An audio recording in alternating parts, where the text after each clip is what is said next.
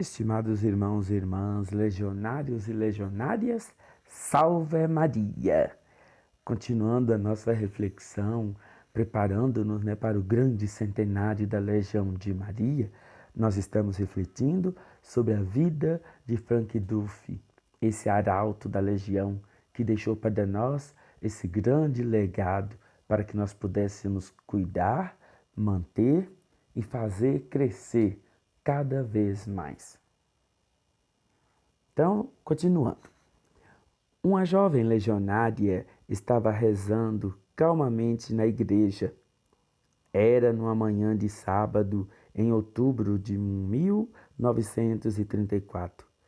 Viu Frank Duffy de joelhos diante do altar-mor. Verificara que passava habitualmente por esta igreja ao regressar do trabalho. Neste sábado, depois de rezar, levantou-se e, ao dirigir-se para a porta, viu-a e foi ao seu encontro. Mary, disse-lhe, atirei fora as armas. Com essas palavras, ficava ela sabendo que Frank deixara o emprego no funcionalismo civil. Mais tarde, nesse mesmo dia, preparava-se para comunicar a novidade à sua amiga Célia, quando esta se adiantou. Já sei, um dos empregados do departamento me disse, menina, a alegria deixou o departamento das finanças. Frank Duffy aposentou-se.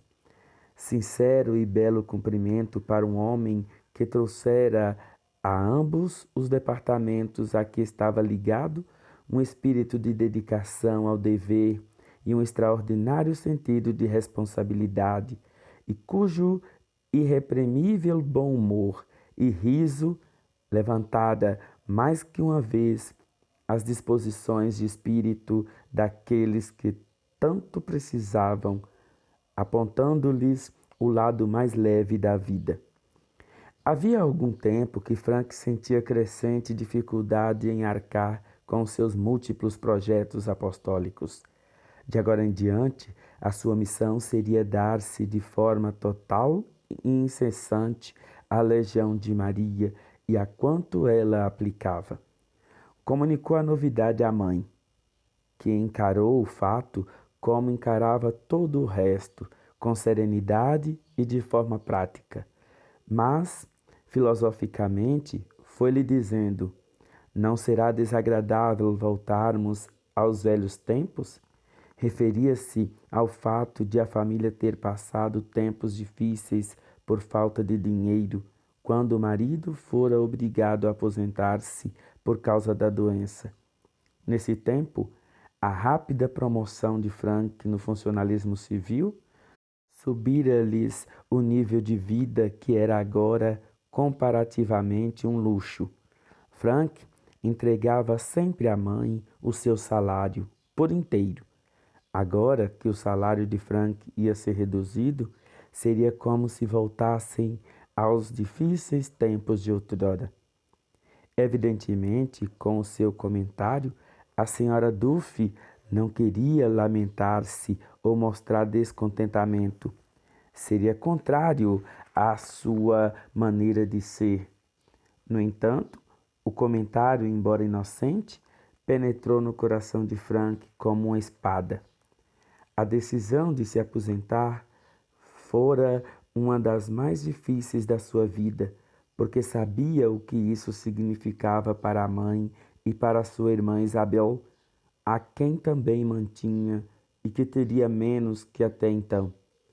A decisão fora tomada de forma responsável e por motivos de ordem sobrenatural, convencido como estava de que Deus o queria.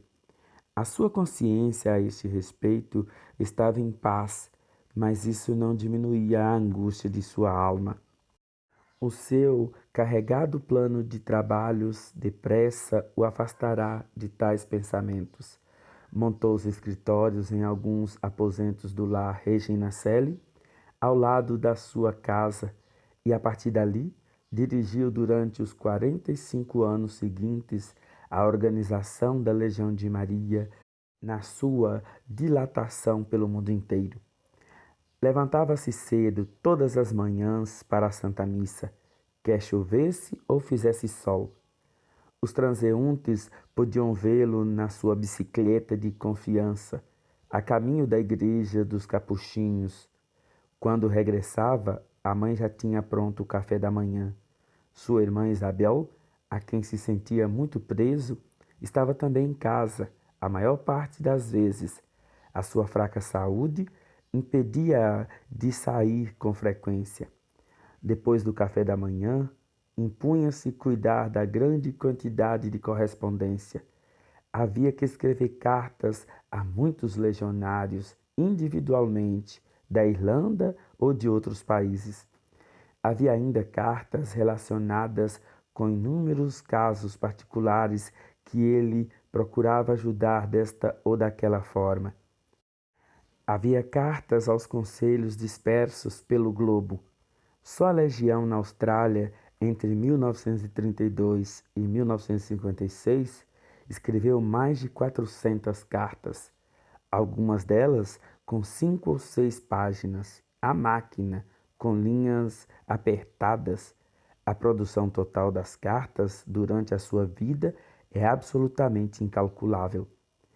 Se excluirmos os domingos, Frank passava o fim da tarde e o começo da noite nos escritórios do Concilium para tratar dos grandes problemas da legião.